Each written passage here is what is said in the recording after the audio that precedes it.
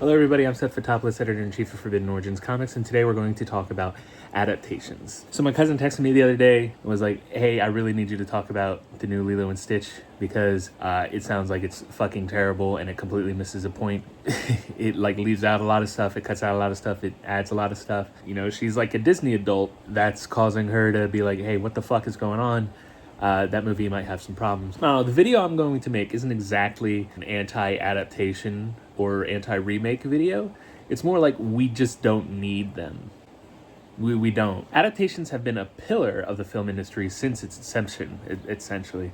Just look at Dracula, Nosferatu, and then you got Dracula, both horror classics that are constantly getting remade, and like even the new Nosferatu is considered a modern classic. And then you have stuff like Hearts of Darkness, Blade Runner, all based on, you know, books. So I'm not trying to say that adaptations are bad and we should stop completely. Though I will say a lot of people are being very disingenuous by saying that, oh, it's not any more than there used to be. No, there is quite a few more remakes, sequels, adaptations than there used to be. But recently we came across 3 back-to-back adaptations that a lot of people feel are terrible.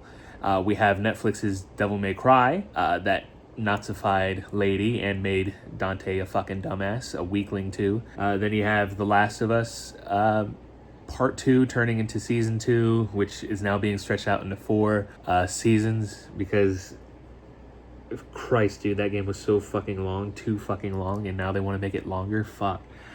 You have the new Lilo and Stitch, which is causing a lot of controversy. And all 3 adaptations fundamentally miss the mark. They turn the villains in Devil May Cry into kind of like gray moral characters while also denigrating the protagonists themselves. A lot of weird politics being inserted into an action hack and slash game that does not need to be about 9/11. Don't know why they had to be about 9/11.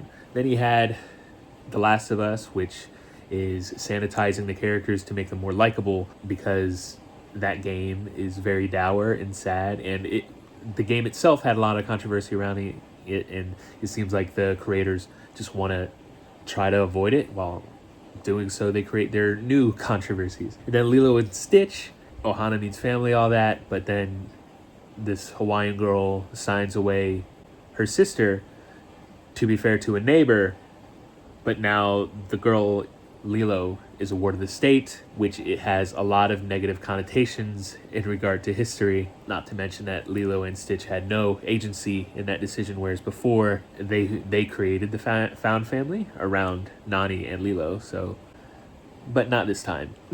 But then like I came across this thread for The Last of Us, and it was this guy, and he was like desperate for people to like season 2 of the show, so he was like, stop criticizing it even if you don't like it, because this show is teaching people that video games are art. So we have to stop criticizing it, otherwise like video games won't be considered art. Which is like, is a conversation that keeps being had by like new people that have been solved like 10 years ago. The older you get, the more you see these cycles over and over again about like, are video games art? Are video games art? It's like, yeah, I thought we settled this 10 years ago. I was like, well, this other thing happened, so now we have to ask the question, are video games art? It's like, no, that was solved. Shut the fuck up and move on. Because people feel like that, they have this tendency to defend the brand. They need people to understand, like, oh, I love this because of XXXX, this, and Y, so we have to do everything we can to defend it. So these 3 adaptations, which I'm fairly certain would have been ripped apart by fandom like 15, 20 years ago, are now being defended, like, incredibly clumsily, and I don't know, not well. They just rely on platitudes like, oh, it's a different medium, so of course things are going to change. It's like, okay, but are the changes good? You're not really asking those questions. Why did they make the changes, and are the changes good? Aren't really being addressed. You're just saying that, well, it's a different medium, it's a different story, so just take it on its own. So, okay, if I'm going to take Devil May Cry as its own anime, I'm going to fucking hate it because it's a fucking pro-Nazi shit. Like, dude, I fucking hate that shit. You're going to talk about The Last of Us Season 2? It was already a queer story written for and by straight people, but now you have shit like, well, I wasn't really gay, or oh, I'm going to be a dad. Like, weird shit like that. And then, like, you know, taking away a lot of the agency of the female characters in order to make them more likable because they're, in the games, they're, by their own agency, they're doing terrible things. And then you have Lilo and Stitch, which I don't know, if you're taking away the agency of the main characters, what's the fucking point of the main characters? Make Nani the main character. Like, making these things worse for no reason. And like, the fandom will defend it because they're not defending the art anymore. They're defending the brand. They want you to have the same feelings of love that they have for these brands, so they will defend the new shit no matter what. Not to say that there aren't people that genuinely disagree with me and that have like, that could support their argument.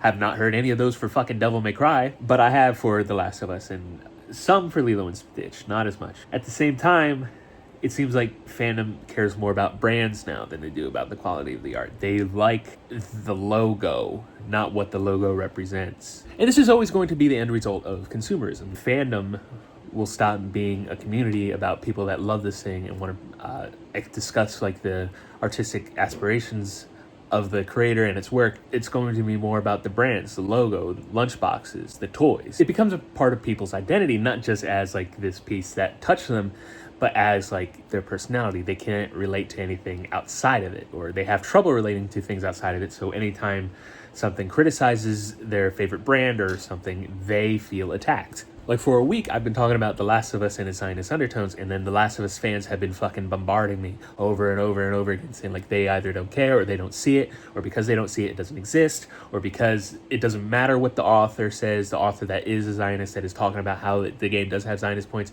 They talk about it and be like, well, I don't give a fuck what he says, and you should kill yourself. Now, I've been told to kill myself over these fucking The Last of Us arguments. I feel like because like the fandoms don't really care about protecting the art anymore, but more the brand, it's become like an amorphous blob of like, okay, just whatever now. It becomes less about, oh, how did Blipborp make you feel, versus do you know what Blipborp did in issue 755 in 1998. I don't know, a lot of this just seems to stem from insecurity. Like, you're allowed to just like whatever the fuck you like. I have fucking books, I got movies and comic books and manga back there, I got some video games back here. All of that is a part of me, and I don't need anybody to tell me that Natalie Grunder's Medusa is art or not, because I'm enjoying it. It doesn't fucking matter what they say. I don't need to know if Space Battleship Yamato is fucking art or not. I'm reading it and I like it. Fuck them. I just need fans to stop being so insecure and defending the stuff, because if it's good enough art, it can speak for itself. That is the point of art anyway. Anyway, I'm Seth, Topless Editor-in-Chief of Forbidden Origins Comics. You can come to our Discord, join it please, subscribe to OrigiNation Media, give us a like, all right, and have a good day.